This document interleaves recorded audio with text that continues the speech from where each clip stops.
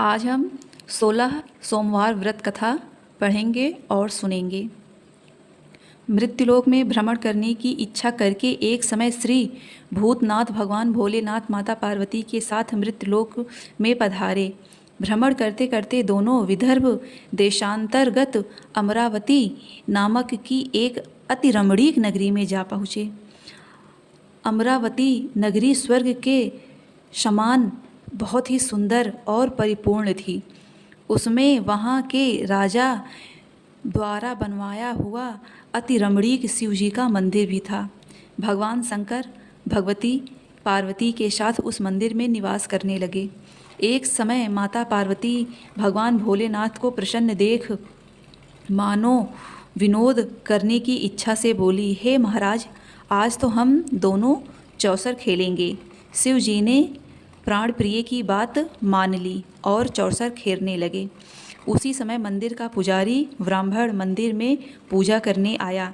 माता पार्वती ने पुजारी से प्रश्न किया, हे पुजारी, तुम बताओ कि इस बाजी में हम दोनों में से कौन जीतेगा। ब्राह्मण बिना विचार किए जल्दी से ही बोल दिया कि महादेव ही जीतेंगे। थोड़ी देर बाद बाजी समाप्त हो गई और माता पार्वती जी की जीत हुई। पार्वती जी को बहुत गुस्सा आया और ब्राह्मण को झूठ बोलने के अपराध के कारण श्राप देने चली। भोलेनाथ ने माता पार्वती जी को बहुत समझाया, लेकिन उन्होंने ब्राह्मण को कोढ़ी होने का श्राप दे दिया। कुछ समय बाद पार्वती जी के श्रापवश पुजारी के शरीर में कोढ़ पैदा हो गया। वह बहुत अधिक दुखी रहने लगा। पुजारी को श्राप का कष्ट भोगते हुए जब बहुत दिन गुजर गया, तब एक दिन देवलोक की अप्सराएं शिव जी की पूजा करने उसी मंदिर में पधारी। पुजारी के कोढ़ के कष्ट को देखकर उन्हें बड़ी दया आई। उन्होंने उससे रोगी होने का कारण पूछा। पुजारी ने निसंकोच सारी बातें उन्हें बता दी। वो अप्सराएं बोली, हे पुजारी, तुम बहुत अधिक दुख भोग चुके हो। भगवान शिव तुम्हारे सारे कष्टों को दूर करेंगे। तुम बस व्रतों में श्रेष्ठ 16 सोमवार का व्रत भक्ति भाव से करो। पुजारी ने अप्सराओं से विनम्रतापूर्वक निवेदन किया और 16 सोमवार व्रत की विधि पूछी। अप्सराओं ने बताया, सोमवार को भक्ति भाव से व्रत करो, साफ स्वच्छ वस्त्र धारण करो, ध्यान व उपासना करो। उसके बाद सेर गेहूं का आटा लो, इसके 3 भाग करो और घी गुड़ दीप धूप नैवेद्य पूंगी फल बेलपत्र जनेऊ चंदन अक्षत पुष्प आदि से प्रदोष काल में भगवान शिव शंकर की विधिवत पूजा करो। तत्पश्चात तीनों भागों में से एक भाग शिव जी को अर्पण करो। बाकी 2 शिव जी का प्रसाद समझकर उपस्थित लोगों में बांट दो और आप भी प्रसाद समझकर खाओ। इस विधि से 16 सोमवार व्रत रखो। 17वें सोमवार को पाव सेर पवित्र गेहूं के आटे की बाटी बनाओ, उसमें घी और गुड़ मिलाकर चूरमा बनाओ। भगवान भोलेनाथ को भोग लगाकर उपस्थित भक्तों में बांट दो। इसके बाद कुटुंब सहित प्रसाद लो तो शिवजी की कृपा से उसके सभी मनोकामनाएं पूर्ण होती हैं। ऐसा कहकर अप्सराएं स्वर्गलोक को वापस चली गईं। ब्राह्मण ने यथा विधि 16 सोमवार व्रत किया तथा भगवान शिव शंकर की कृपा से रोग मुक्त पाकर आनंद से रहने लगा। कुछ दिन बाद शिव शंकर और माता पार्वती जी उसी मंदिर में पुनः पधारी। ब्राह्मण को निरोगित देख माता पार्वती जी ने ब्राह्मण से रोग मुक्ति होने का उपाय पूछा। ब्राह्मण ने 16 सोमवार व्रत कथा सुनाई। माता पार्वती जी बहुत प्रसन्न हुई। ब्राह्मण के व्रत की विधि पूछी। ब्राह्मण से व्रत विधि पूछी और स्वयं व्रत करने के लिए तैयार हो गई। व्रत करने के बाद उनकी मनोकामना पूर्ण हुई और उनके रूठे हुए बेटे स्वामी कार्तिकेय स्वयं माता की आज्ञाकारी हुए। कार्तिकेय जी को अपना यह विचार परिवर्तन का रहस्य जानने की इच्छा हुई। वो माता से बोले, हे माता, आपने ऐसा कौन सा उपाय किया जिससे मेरा मन आपकी ओर आकर्षित हो गया। माता पार्वती जी ने 16 सोमवार व्रत कथा उनको सुना दी। कार्तिकेय जी ने कहा, इस व्रत को मैं भी करूँगा, क्योंकि मेरा एक प्रिय मित्र ब्राह्मण बहुत दुखी दिल से परदेश गया है। मेरी उससे मिलने की बहुत इच्छा हो रही है। कार्तिकी जी ने भी इस व्रत को किया और उनका प्यारा मित्र मिलने आया। मित्र ने इस आकस्मिक मिलने का भेद पूछा तो कार्तिकेय जी ने बोला, हे मित्र, हमने तुम्हारे मिलने की इच्छा करके 16 सोमवार व्रत किया। अब तो ब्राह्मण मित्र को अपने विवाह की बड़ी चिंता हुई। उसने कार्तिकेय जी से व्रत की विधि पूछी और यथाविधि व्रत किया। व्रत के प्रभाव से जब वह किसी कार्य से विदेश गया तो वहाँ के राजा की लड़की का स्वयंवर था। राजा ने प्रण किया था कि जिस राजकुमार के गले में वहाँ के राजा ने प्रण किया था कि जिस राजकुमार के गले में सब प्रकार से अलंकृत हथनी माला डाल देगी, मैं उसी के साथ अपनी प्यारी बेटी का विवाह कर दूंगा। शिव जी की कृपा से वह ब्राह्मण भी उसी स्वयंवर में जा पहुँचा। ब्राह्मण की इच्छा से राज्यसभा में एक ओर जाकर बैठ गया। शिव जी की कृपा से वह ब्राह्मण भी उस स्वयंवर को देखने की इच्छा से राज्यसभा में एक ओर जा बैठा। नियत समय पर हथनी आई और उसने जयमाल ब्राह्मण के गले में डाल दिया। राजा ने अपनी प्रतिज्ञा के अनुसार बड़ी धूमधाम से अपनी कन्या का विवाह उस ब्राह्मण के साथ करा दिया और ब्राह्मण को बहुत सा धन और सम्मान देके संतुष्ट किया। ब्राह्मण सुंदर राजकन्या पाकर सुख से जीवन व्यतीत करने लगा। एक दिन राजकन्या ने अपने पति से प्रश्न किया, हे प्राणनाथ, आपने ऐसा कौन सा भारी पुण्य व्रत किया था जिसके प्रभाव से हथिनी ने सब राजकुमारों को छोड़कर आपका वरण किया? ब्राह्मण बोला, हे प्राणप्रिय, मैंने अपने मित्र कार्तिकेय जी के कथन अनुसार 16 सोमवार व्रत किया, जिसके प्रभाव से मुझे तुम जैसी रूपवान पत्नी की प्राप्ति हुई है। इस व्रत की महिमा सुनकर राजकन्या को बड़ी हैरत हुई। वह भी अपने पुत्र की कामना करके इस व्रत को करने लगी। शिव जी की दया से उसके गर्भ में एक अति सुंदर, धार्मिक और अत्यंत विद्वान पुत्र उत्पन्न हुआ। माता और पिता उसे देवपुत्र को पाकर अत्यधिक प्रसन्न हुए और उसका लालन पालन करने लगे। जब पुत्र समझदार हुआ तो एक दिन वह अपनी माता से प्रश्न किया, हे माँ, तुम कौन सा व्रत और तप किया जो मेरे जैसा पुत्र तुम्हें प्राप्त हुआ है? उसकी माता ने 16 सोमवार व्रत कथा पुत्र को बताई। पुत्र ने सब तरह के मनोरथ पूर्ण करने वाले इस सरल व्रत को सुना तो वह भी अत्यधिक प्रसन्न हुआ और वह भी राज्य अधिकार पाने की इच्छा से 16 सोमवार यथाविधि करने का संकल्प किया। वह व्रत शुरू कर दिया।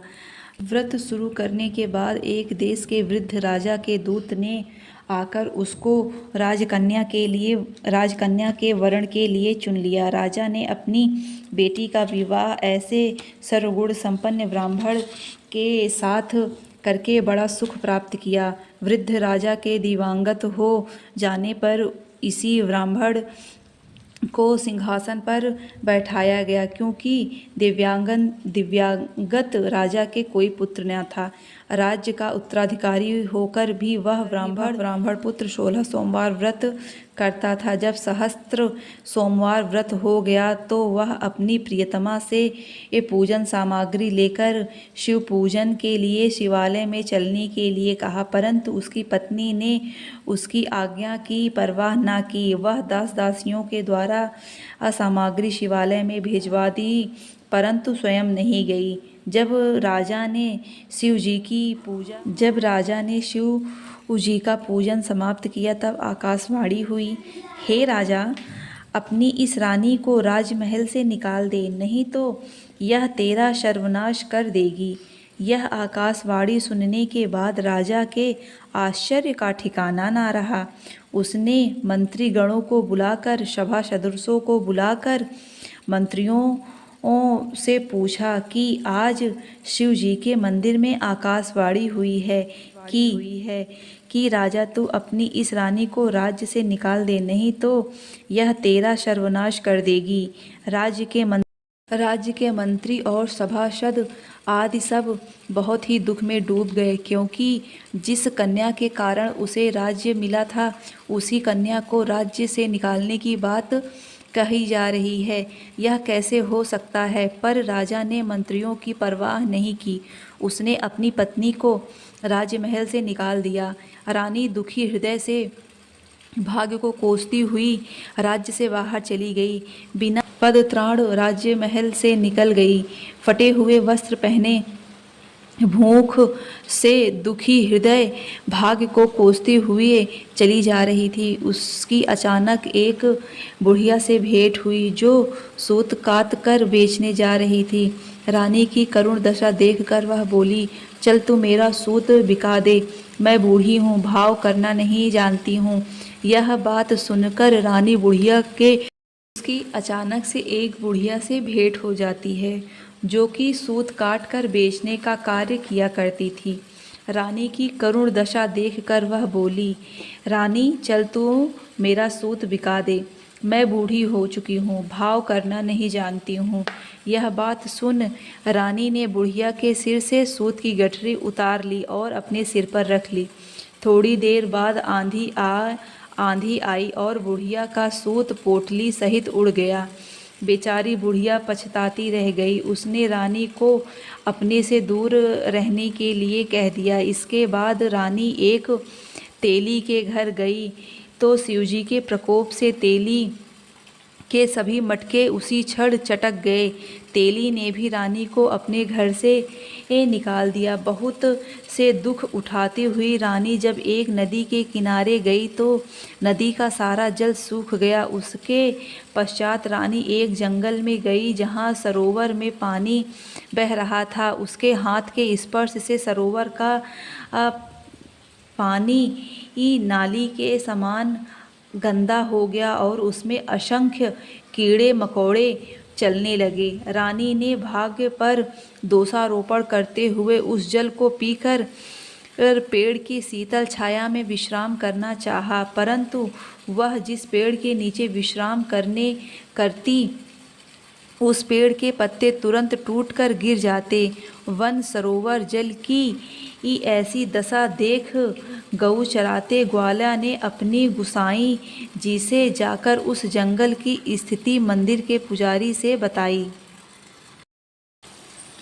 गऊ चराते ग्वाले ने अपनी गुसाई जी से, जो उस जंगल में स्थित मंदिर में पुजारी थे, यह बात बता दी। गुसाई जी के आदेशानुसार ग्वाले ने रानी को पकड़कर गुसाई जी के पास लाया। रानी की मुख कांति और शरीर शोभा देख गुसाई जी जान गए कि यह अवश्य ही कोई विधि की गति की मारी कुलीन स्त्री है। पुजारी जी ने रानी से कहा, हे पुत्री, मैं तुमको अपनी पुत्री के समान रखूँगा। तुम मेरे आश्रम में आकर रहो। मैं तुम्हें किसी प्रकार का दुख नहीं होने दूंगा। गुसाई जी के वचन सुनकर रानी को धीरज हुआ। वह आश्रम में रहने लगी। रानी जो भोजन बनाती उसमें कीड़े पड़ जाते, जो जल भर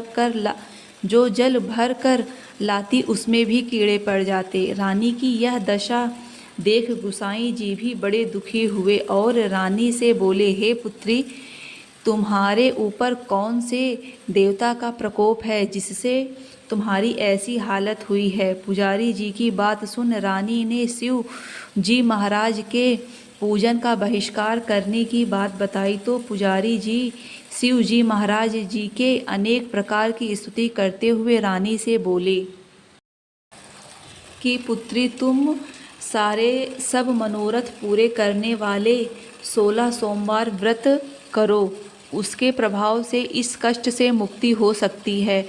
गुसाई जी की बात मानकर रानी ने 16 सोमवार व्रत किया। 17वें सोमवार को विधि विधान सहित पूजन किया। उस पूजन के प्रभाव से राजा के हृदय में विचार आया कि रानी को गए बहुत समय बीत गए हैं, न जाने कहाँ कहाँ भटकती होंगी, उसे ढूंढना चाहिए। यह सोचकर रानी की तलाश करने के लिए राजा चारों दिशाओं में दूतों को भेज दिया।